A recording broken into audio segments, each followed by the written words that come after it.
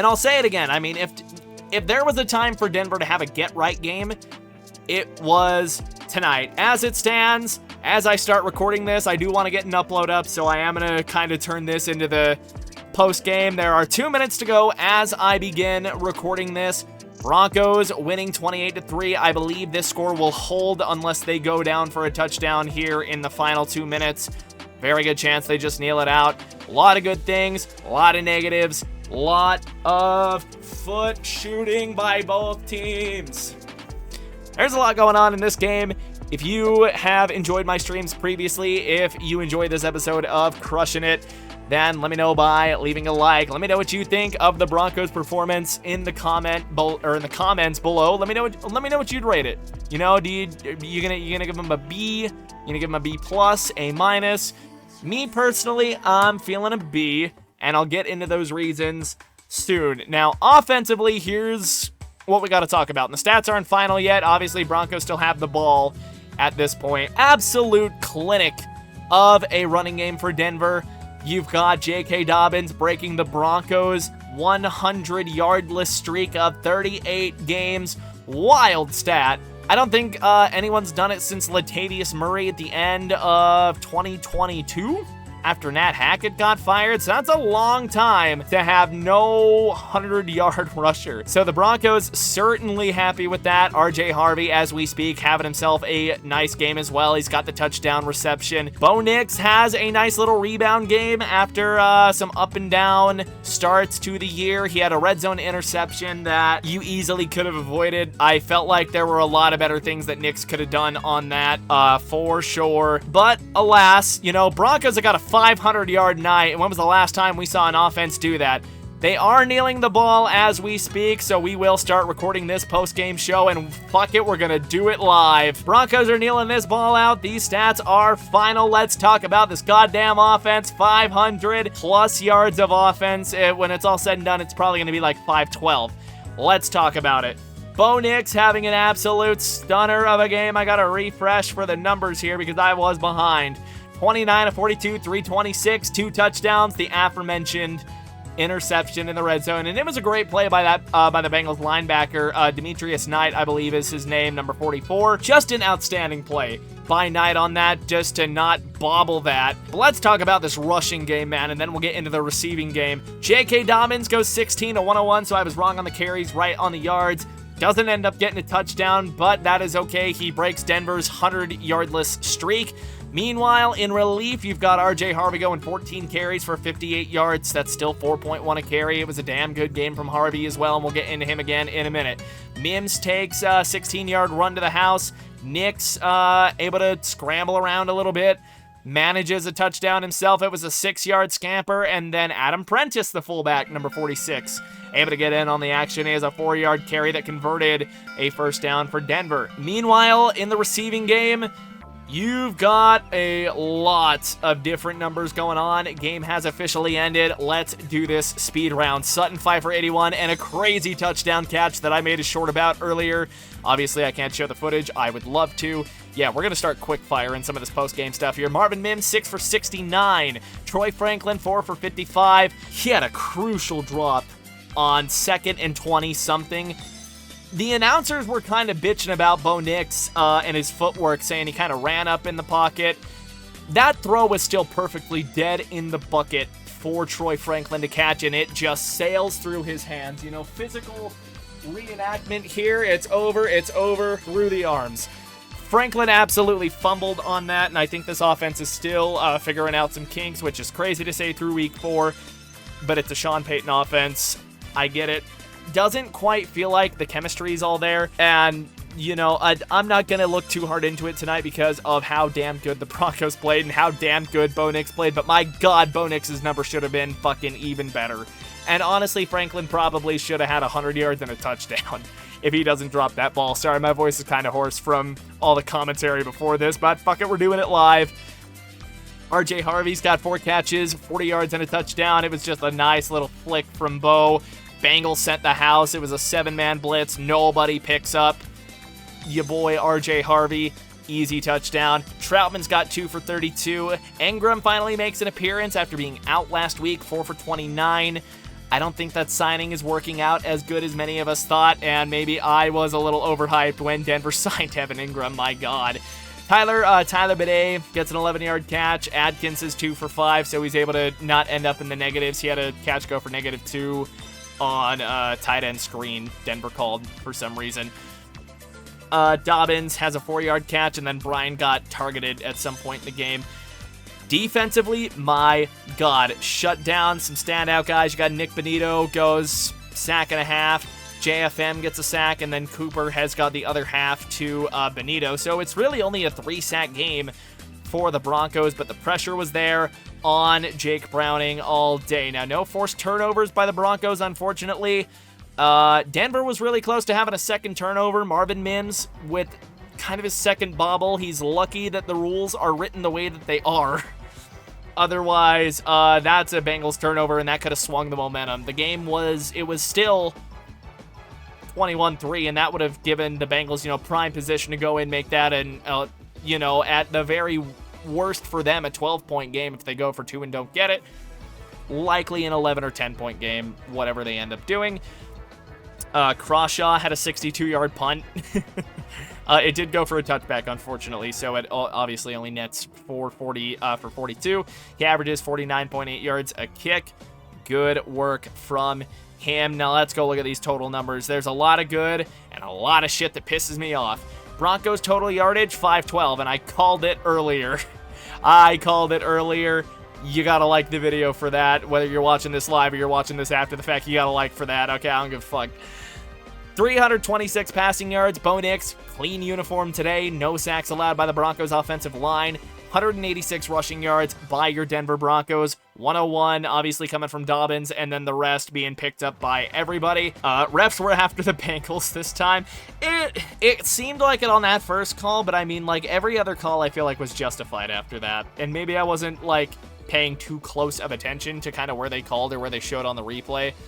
But it really felt like, and we'll get into it because the Broncos had more penalty yards than the fucking Bengals did. So we're going to get into that, all right? Even still, Denver comes out with 29 first downs. You go 8 for 14 on third down. And the one thing that I really bitched about last week was third down efficiency on both sides of the ball. We'll get into that defensively later. Denver goes 8 for 14 offensively on third down. And they did it by avoiding those third and forever situations for the most part. They're keeping it in third and manageable, 3rd and 4 and shorter, really. And, we saw that, I believe it was 3rd and 1 for Denver in the red zone, and Nix is able to take a 6-yard touchdown. Like, they found different ways to convert, even on, like, their real... Not like their final drive. Maybe it was like their final actual drive or the one before that. But like it's another 3rd and 1. Nix just gets a nice little rollout and tosses it to Mims. And easy conversion. Just a good designed little rollout there. You've got Mims on a flat. The Broncos were good on third down. They didn't get the 1 4th down they tried. That was the pick that Nix threw, which, halfway like Nix, what the fuck are you looking at on that? On the other hand, great play by the defender. And I think I did understand what Nix was seeing on that. I think he had Troy Franklin in the corner, kind of. He either didn't see Demetrius Knight or he thought he could force it past him. Didn't happen. Interception. It's 4th down anyways. The difference is, do they get the ball on the 3 or do they get the ball on the 20 at that point? Like, it becomes an arm punt for -17. Obviously not great, but you know how it goes. So yeah, 0 for 1 on 4th down. They run 80 total plays, no sacks, only had to punt 4 times. Now, what really is going to get me a little riled up here is the penalty game. It was sloppy from Denver, especially on the offensive side of the ball. And really, if you want to highlight a guy, man, Luke Wattenberg had a rough night, dude. Luke Wattenberg had a rough fucking night. Bunch of penalties called on him, couple of holding calls. He had a, what was it? He had a snap infraction is what they called on it. And then before that too. And there were 3 on the same drive that were like 3 out of 4 plays that Denver ran in that sequence. You got a hold, you got an ineligible man downfield, you got a snap infraction, drive's dead. Broncos are putting their feet up on the desk like a target and fucking what have you. So not great on that front. Defensively, the penalties seem to clean themselves up after that first quarter. Still not ideal. You can't go into Philadelphia give them 72 penalty yards, and expect to win. That is something that Denver's got to clean up. And I don't know if that was the refs just kind of calling some ticky-tacky shit, but whatever the case is, you have to clean that up. Absolutely have to clean that up. Now, I'm going to go gush about the defense as we talk about the Bengals' offensive numbers. Because, my God, this was such a good game from the defense. Now, I was skeptical. After that first drive, you let Jake Browning go down, drive on you, get a field goal. I was scared for a minute, okay? I'm not going to lie. And then the rest of the game transpires, and Denver's defense is lights out. No forced turnovers, like I said, but they honestly didn't need them tonight. 159 total yards from the Bengals, 106 total passing yards, which that won't reflect in Jake Browning's number because that's including sacks. Only 53 on the ground, and they only go for 3.7 yards a pop per play. Only 10 Bengal first downs, and now here's where we flip that third down efficiency spot. Denver holds the Bengals to 2 of 11 on third down. Now, first of all, where the fuck was that against the Chargers, okay? Where the fuck was that defense against the Chargers? Secondly, outstanding showing nonetheless. You get a couple of crucial sacks on those third downs. You forced the Bengals into third and long all goddamn game. All Monday night, the Bengals, it was 3rd and 7 or worse. And in many cases, it was 3rd and double digits for them. And part of that was inflicted by their own penalties. They go 11 penalties for 65 yards. They definitely had one that was ticky-tacky, and it was the one that set up that shanked punt into the Broncos' first touchdown drive. I don't think that was a false start on Karras. So if you want my opinion about it, I thought it was it was a weak fucking call. It's something they called nonetheless.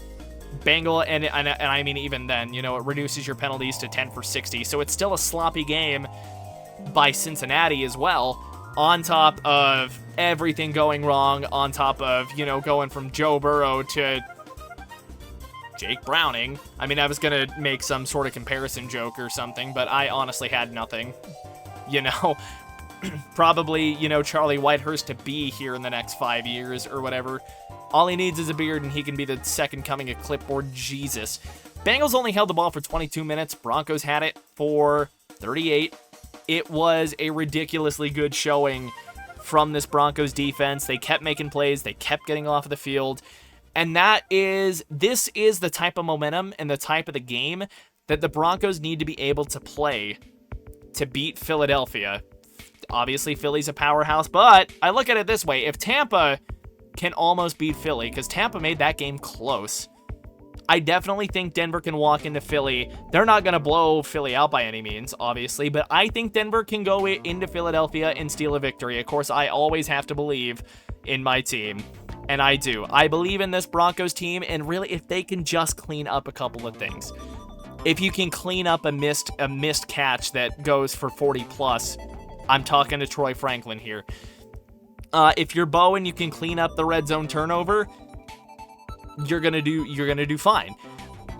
Really too. And what Denver's gonna have to worry about going into Philadelphia is running the ball. Now we're gonna go pull up some defensive rankings real quick. And again, we're doing this live. I'm recording it live. I'm trying to go as fast as I can because I definitely do have work tomorrow, so we got to kind of speed through this. I still got to edit this. But I do want to do a little keys to victory going into Philadelphia here, just because I do feel it important, right? Broncos offense, and I don't think it's counting this game yet. Broncos offense is bottom half of the league. They're about to shoot up into like some of the top couple because of this 500-yard performance in total yards. You look at passing games, it hasn't been great for Denver. It's been like 178, I think, per game. Their rushing offense has been good this year, though. They just haven't leaned on it. Going into Philadelphia, you are going to have to find a way to run the goddamn football. Where is Philly in this ranking here?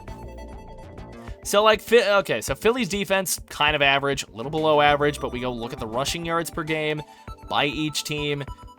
I mean, man, Philly's rush D isn't that well. So you got a Broncos offense that's averaging over 100 yards a game on the ground going into Philadelphia where their rush defense isn't that great. If Bo Nix takes a back seat next week, don't be shocked because they're likely going to lean on Dobbins and Harvey. And it's what the Broncos are going to have to do to keep Jalen Hurts and whatever the fuck offense the Phillies, I'm thinking about baseball. I've been thinking about baseball a lot lately. To keep Philadelphia off the field, you're going to have to lean on your run game. And the Broncos defense is really going to have to prove themselves here. I'm going to be 100%. This Broncos defense is going to have to put up or shut up against Philadelphia, because we've been hyping them up all season. You've had your get-right game. The Broncos got to find a way to not just, shove Hurts off of the field, but you've also got to find a way to create a couple of turnovers and take away some possessions from Philadelphia. I think Denver can go into Philly and win. I really do. It's not going to be a blowout by any means, but I think if you're the Broncos and you can establish the run early against what is a weaker Philly run defense, you've got a chance. Overall, because of the penalties and because of the red zone turnover, I'm going to give this game a grade of a B. So let me know what you think in the comments down below. Let me know if you enjoyed the video by liking and subscribing, trying to push to ideally 200 before midseason. That'd be cool as hell. Yeah, share the video with your friends if they're Broncos fans, or even if they're not. Let's, I don't know, invade a little bit. But yeah, thank you everybody for watching. Have yourselves a wonderful night. I'm going to try and have this video up probably within the next 20 minutes. And yeah, I will see you guys later. Hopefully I can find some time to get a little more of a preview episode put up. I just gotta fight my work schedule. So yeah, again, thank you everybody for watching. This has been Branson Miles Smith on Crushin' It, and I will see you all in the next video. Take it easy. Love this.